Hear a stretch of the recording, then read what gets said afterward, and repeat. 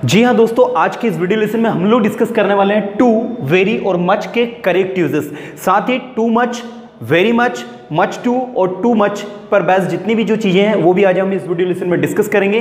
साथ ही आपको एक अच्छी गुड न्यूज देना चाहता हूं मैं कि हर संडे शाम में 7 o'clock को हम लोग लाइव आ रहे हैं आपसे डिस्कस करने के लिए। अगर आपके पास कोई क्वेश्चन है, क्यूरीज है इंग्लिश स्पोकन के बारे में कि सर हम कैसे इसको इंप्रूव करें, कॉम्पिटिटिव एग्जाम में इंग्लिश को कैसे हम लोग अच्छे से प्रिपेयर हो, तो उस पर बेस्ड क्वेश्चंस के लिए 7 o'clock को मैं लाइव आ रहा हूं आपके सारे क्वेश्चंस का आंसर करने के लिए। और इस वीडियो को आपको एंड तक देखना है। साथ ही वीडियो के लास्ट में जो आपको एक्सरसाइज दी है उसको सॉल्व करना भूलना नहीं है फ्रेंड्स। तो हम लोग इस वीडियो को स्टार्ट करते हैं। Let's start the video.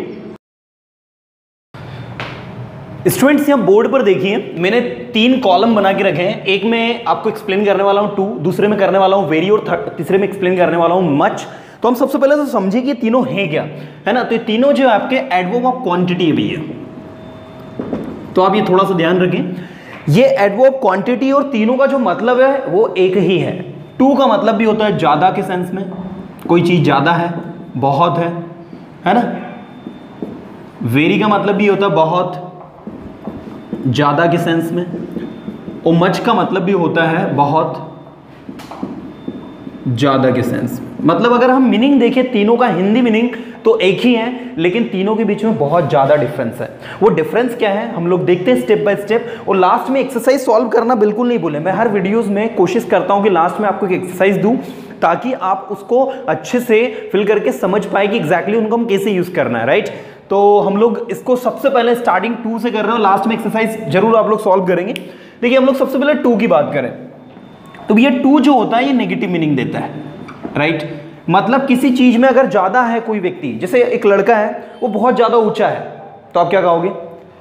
अगर आप उसको पॉजिटिव तरीके से ले रहे हैं, ध्यान दीजिएगा थोड़ा, अगर आप उसे पॉजिटिव तरीके से ले रहे हैं तो आप बोलेंगे ही इज वेरी टॉल, ध्यान दीजिएगा, राइट। लेकिन अगर आप उसको नेगेटिव तरीके से ले रहे हैं तो आप बोलेंगे he is too toll.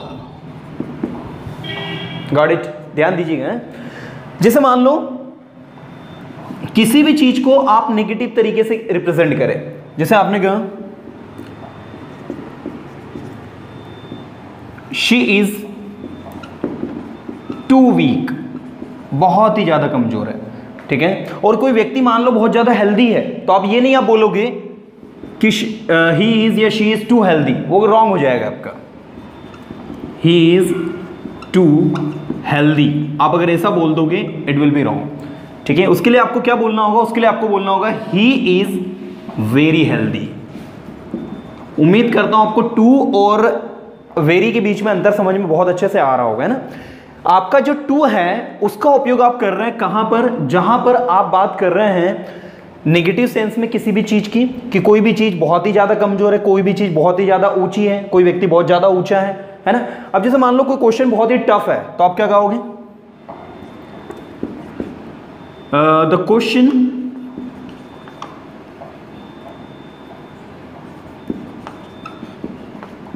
Is too tough.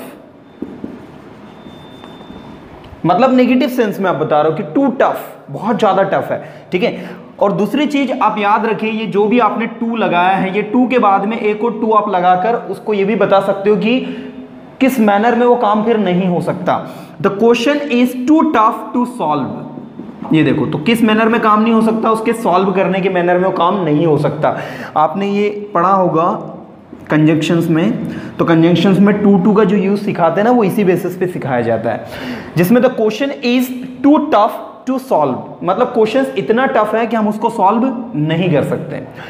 She is too weak to walk, वो इतनी कमजोर है कि वो चल नहीं सकती है। इन शॉर्ट टू का आप अच्छे से कंसेप्ट याद रख लीजिएगा कि टू जो है आपका किस बेसिस पे, किस सेंस में यूज हो रहा है। कोई टफ नहीं है, इजी है, बहुत अच्छे से हम इसको लर्न कर सकते हैं कि ये नेगेटिव मीनिंग को रिप्रेजेंट करता है। जैसे पानी बहुत ही ज्यादा ठंडा है, इतना ठंडा कि आप पी नहीं सकते, तो आप क्या कहेंगे, water is too cold, water is too cold, ये देखिए, राइट। और जब आप बोलेंगे वाटर इज वेरी कोल्ड, तो वेरी कोल्ड किस सेंस में जाएगा, आपको ठंडा पानी पीना है और आपको उस दिन ठंडा पानी भी मिल गया, तो आप क्या कहेंगे, वाटर इज आप द भी लगा सकते हैं आगे, क्योंकि जो पानी आप पी रहे हैं उसकी बात कर रहे हैं, निश्चित वाटर की। सो the water is very cold, मतलब आपको ठंडा पानी पीना ही था और आपको ठंडा पानी मिल गया, और ठंड के दिन चल रहे हैं, विंटर सीजन चल रहा है और आपको बहुत ठंडा पानी मिल गया, आप नहीं पी पाएंगे ना। So the water is too cold, फिर आपको बोलना होगा। तो नेगेटिव सेंस में इसका यूज होता है और पॉजिटिव सेंस में हम लोग वेरी का यूज करते हैं, राइट। चलिए हम अब वेरी के कुछ और भी नए यूजेस पर डिस्कस करते हैं। नाउ स्टूडेंट्स, अब आप देखिए, ये मैंने वेरी और मच को पूरा यहाँ पर लिख दिए, इनकी यूजेस सारे ध्यान से आपको देखना है, और लास्ट में इनसे बनने वाले जो वर्ड्स हैं एक्स्ट्रा वो भी मैं आपको बताऊंगा। देखिए सबसे पहले लिखा है very is used to express good qualities, जैसे मैंने आपको बताया था too is used to express all the bad qualities, जितनी भी बुरी क्वालिटीज हैं वो सारी बताने के लिए जो है हम टू का यूज करते हैं। तो वेरी का उपयोग जो होता है वो गुड क्वालिटीज को एक्सप्रेस करने के लिए होता है। कुछ केसेस में बैड के सेंस में भी हो जाता है, जैसे the situation was very difficult, ऐसा हम बोलते हैं कभी कभी, है ना। बट अगर आपने उसमें वर्ब लगा दी तो आपको फिर बोलना होगा the situation was very difficult to do, नहीं, the situation was too difficult to do, फिर आपको इस तरीके से आपको बोलना होगा। अब देखिए वेरी का यूज जो होता है गुड क्वालिटीज को एक्सप्रेस करने के लिए होता है, जिसमें मैंने कहा he is a good boy, तो हम बोलेंगे he is a very good boy, a very good boy, you can see the word very, है ना। इसके बाद है नेक्स्ट, इसका यूज जो है, अब मच के यूज की बात करें तो much is used before comparative degree, मैंने यहां वेरी लिख दिया है, बिफोर आएगा, बिफोर कंपेरेटिव डिग्री, राइट। देखो अगर आप वेरी की बात करें तो वेरी जो है आपका कहां यूज हो रहा है, सिंपल सिचुएशन में, he is very good boy, वो एक अच्छा लड़का है, मतलब ये जो गुड है इसके आगे वेरी का यूज हो रहा है, मतलब ये पॉजिटिव डिग्री में यूज हो रहा है। लेकिन मच का उपयोग जो होता है वो किस सेंस में हो रहा है, कंपेरेटिव डिग्री में हो रहा है। जैसे आप कहेंगे he is much better than you, वह तुमसे ज्यादा अच्छा है, तो आप कहेंगे ही इज मच बेटर। अब ये देखिए बेटर आपका क्या है, कंपेरेटिव डिग्री, और उसके आपने क्या लगाया, मच लगाया। तो मच का उपयोग जो होता है वो कहां होता है, मच का उपयोग होता है कंपेरेटिव डिग्री के आगे, बिल्कुल पॉइंट टू बी नोटेड। और वेरी का उपयोग कहां होता है, वेरी का उपयोग होता है पॉजिटिव डिग्री के आगे। तो very is used before positive degree and much is used before comparative degree, point to be noted, right. चलिए नेक्स्ट हम लोग देखते हैं अगले यूजेस इसके, दोनों को नोट कर लीजिएगा। It is also used in the very superlative degree, ये एक स्ट्रक्चर है, इसमें भी इसका हम उपयोग करते हैं। देखो कैसे, जैसे मैंने कहा ही is the very best boy in the class. अब ये जो द वेरी बेस्ट जो आ रहा है ना कब, ये जो है इसका मतलब होता है वही सबसे अच्छा लड़का, मतलब ही is the very best boy in the class, वो क्लास में सबसे अच्छा वही लड़का है, बाकी और भी कोई लड़के नहीं है। तो ये स्ट्रक्चर में भी आपको वेरी का उपयोग करना होता है, जिसके बाद में सुपरलेटिव डिग्री आती है। So he is the very best boy in the class, got it. ऐसा नहीं आप करेंगे कि ही इज वेरी लगा दे और फिर आप बोले द बेस्ट, ये गलत हो जाएगा, ये थोड़ा सा आपको ध्यान देना है, right. So he is the very best boy in the class. इसके बाद नेक्स्ट है आपका it is also used in much the plus superlative. अब ये मच का उपयोग जो होता है पहले होता है, जैसे मैंने कहा he is much the best boy in the class. देखिए डिफरेंस आप लोगों को अलग ही दिख जाएगा। he is the very best boy in the class and he is much the best boy in the class, right। दोनों में सुपरलेटिव डिग्री है, लेकिन सुपरलेटिव डिग्री के आगे जस्ट लगता है वेरी और फिर लगता है द, लेकिन मच का उपयोग जो होता है आपकी सुपरलेटिव डिग्री में द आ जाता है द बेस्ट, और उसके पहले फिर मच लगता है। ये दोनों सिचुएशन में काफी ज्यादा एरर पे में क्वेश्चंस आते हैं और स्टूडेंट इनको नहीं कर पाते, उनसे बनते नहीं है। तो मैं चाहता हूं कि आप ये दोनों सिचुएशंस को अच्छे से समझे, राइट। चलिए आपको आगे ले चलता हूं मैं।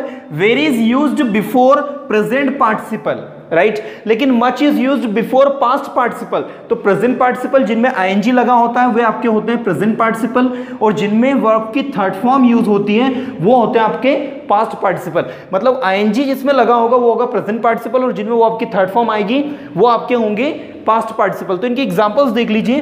जैसे मैंने कहा this book is very interesting, देखिए this book is very interesting, अब आप देख सकते हैं यहां पर ये इंटरेस्टिंग लिखा है, तो इंटरेस्टिंग के आगे आपने क्या लगाया, वेरी। यहां पर इंटरेस्टिंग आईएनजी लगाया जो कि आपका क्या है, प्रेजेंट पार्टिसिपल है, राइट। और मच का उपयोग होता है पास्ट पार्टिसिपल के आगे। जैसे मैंने कहा, मैं एग्जांपल्स इसका यहां पर दे रहा हूं, यहां का एग्जांपल यहां दे रहा हूं, ध्यान दीजिएगा थोड़ा। ही वॉज मच इंटरेस्टेड, देखिएगा, he was much interested in this book, ठीक है, वो इस किताब में बहुत ज्यादा क्या था, इंटरेस्टेड था। तो इंटरेस्टेड आपका पास्ट पार्टिसिपल, इंटरेस्टिंग आपका प्रेजेंट पार्टिसिपल। उम्मीद करता हूं आपको समझ में आ रहा होगा। तो पास्ट पार्टिसिपल के आगे मच आप लगाते हैं, प्रेजेंट पार्टिसिपल के आगे वेरी लगाते हैं, एक छोटा सा डिफरेंस है। साथ ही मच का एक एक्स्ट्रा और भी यूज दिया है। मच का उपयोग जो होता है वर्ब को क्वालिफाई करने के लिए होता है। वर्ब को कैसे हम क्वालिफाई करते हैं, जैसे मैंने कहा वो बहुत ज्यादा बोलता है, ही स्पीक्स, सिर्फ मैंने बोला वो ज्यादा बोलता है, तो आप क्या कहेंगे, ही स्पीक्स मच। ध्यान दीजिएगा, ही स्पीक्स मच, वो बहुत दौड़ता है, ही रन्स मच। तो जब भी कोई वर्ब आती है, वर्ब के बाद में अगर कोई ज्यादा काम हो रहा है तो वहां वेरी नहीं लगाना है। ऐसा नहीं बोलोगे ही स्पीक्स वेरी, रॉन्ग है। आपको बोलना होगा ही स्पीक्स मच, वो बहुत लिखता है, ही राइट्स मच, वो बहुत समझता है, अंडरस्टैंड्स मच, वह बहुत सोचता है, ही थिंक्स मच, वह बहुत ज्यादा सोचती है, शी थिंक्स मच। तो इस तरीके से आपको मच को यूज करना होता है वो आपको क्वालिफाई करने के लिए। उम्मीद करता हूं डियर स्टूडेंट्स कि आपको वेरी और मच और टू, इन तीनों के बीच में बहुत अच्छे से अंतर समझ में आया होगा। अब मैं आपको बताने वाला हूं इनसे बनने वाले नए वर्ड्स, जिनमें एक आपको आज मैं बताऊंगा वेरी मच, दूसरा आपको बताऊंगा टू मच, और तीसरा आपको बताऊंगा मैं मच टू, राइट। लेकिन ये मैं आपको तीनों एक्सप्लेन करूंगा इसके बाद आने वाले वीडियो में, गॉट इट। जस्ट इसके बाद में वीडियो बनाने वाला हूं जिसमें मैं आपको मच टू, वेरी मच और टू मच के बीच में डिफरेंस क्लियर करूंगा कि हम इनको किस तरीके से यूज करते हैं, गॉट इट। अभी मैं ये तीनों पर बेस्ड एक एक्सरसाइज दे रहा हूं, उसके बाद फिर मैं आपको मच टू, वेरी मच और टू मच पर बेस्ड वीडियो आपको कल मिल जाएगा, राइट फ्रेंड्स। सो हम लोग एक्सरसाइज को स्टार्ट करते हैं, let's start the video now students. ये एक्सरसाइज आपके लिए लेकर आया हूं मैं, देखिए, fill in the blanks by using correct word too, very and much.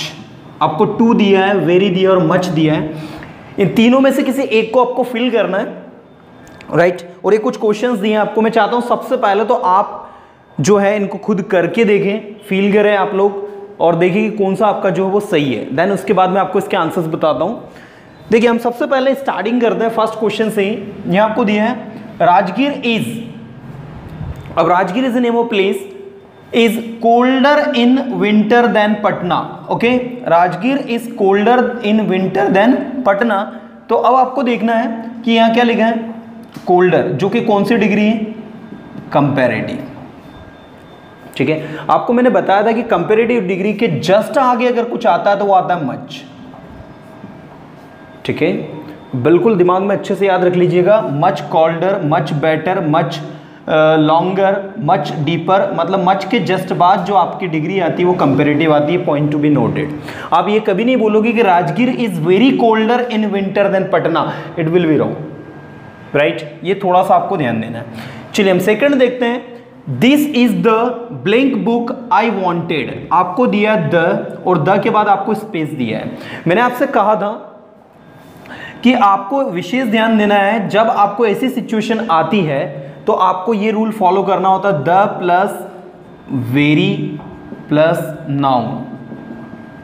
तो ये देखिए नाउन आपको दिया है, यहां पर आपको बनेगा very. So this is the very book I wanted, ये वही बुक है जो मैं चाहता था रीड करना। So the right answer will be very, right. इसके बाद नेक्स्ट है, mister Verma was blank annoyed at his behaviour. किसके आगे लगा रहे हो आप, अनॉयड के। अनॉयड आपका क्या है, पास्ट पार्टिसिपल, एडजेक्टिव के रूप में काम कर रहा है वो, है ना। तो पास्ट पार्टिसिपल के आगे क्या लगाते हैं हम, सबको पता है, मच। और प्रेजेंट पार्टिसिपल के आगे क्या लगता है, वेरी। तो याद रखिए, आपको अभी बताया था मैंने, प्रेजेंट पार्टिसिपल के आगे आपको वेरी लगाना है, पास्ट पार्टिसिपल के आगे मच लगाना, तो the right answer will be much, ठीक है। नेक्स्ट हम लोग देखते हैं, it is a blank amusing story. अब अम्यूजिंग आपका कौन सा पार्टिसिपल है भैया, ये आपका है प्रेजेंट पार्टिसिपल। आप में से ऐसे स्टूडेंट्स जो कि पार्टिसिपल नहीं पढ़े हैं भैया, इन पर प्रेजेंट पार्टिसिपल, पास्ट पार्टिसिपल पर बेस्ड भी वीडियो मैंने बनाया है, आप लोग देख सकते हैं। और मैं चाहता हूं कि आप सारे वीडियोस मेरे एक बार जितने भी करीब 160 प्लस में वीडियोस अभी तक मैं अपलोड कर चुका हूं, सारे वीडियोस देख लीजिए, मेरी गारंटी आपको अप टू द मार्क बहुत कुछ सीखने को मिल जाएगा। इट इज अ, तो मैंने आपको बताया कि प्रेजेंट पार्टिसिपल है, मतलब यहां लगेगा very. The question is blank tough to solve. देखो टफ टू सॉल्व आपको मैंने बताया था टू वाला कंसेप्ट, तो टू लगेगा, नेगेटिव मीनिंग दे रहा है, टू टफ टू सॉल्व, है ना। तो the question is too tough to solve.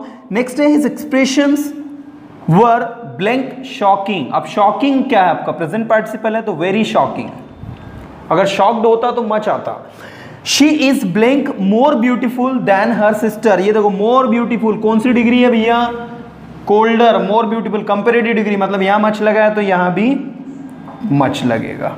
इस तरीके से ये स्टूडेंट्स, ये जो आपने सेशन अभी देखा, इसमें मैंने आपको टू, वेरी और मच के बीच में अंतर एक्सप्लेन किया। अब जो नेक्स्ट वीडियो इसके बाद जो मैं अपलोड करने वाला हूं, उसमें मैं आपको बताऊंगा वेरी मच, टू मच और मच टू का उपयोग आप किस तरीके से करते हैं, इस पर हम लोग डिस्कस करेंगे, राइट। उम्मीद करता हूं डियर स्टूडेंट्स वीडियो अच्छा लगा है, बिल्कुल इसे लाइक करें, अपने फ्रेंड सर्कल में शेयर करें। आप हमें हमारे इंस्टाग्राम पर भी फॉलो कर सकते हैं, इंस्टाग्राम पर आपको फॉलो करना अजय सिंह PI के नाम से, राइट। और साथ ही आप हमारे जो फेसबुक पेज है पर्सोना इंस्टीट्यूट फॉर इंग्लिश, उस पर भी आप हमें फॉलो कर सकते हैं। ओके फ्रेंड्स, वीडियो अच्छा लगा इसे लाइक करें, अपने फ्रेंड सर्कल में शेयर करें। Thank you so much friend, thank you to watch this video, thank you so much.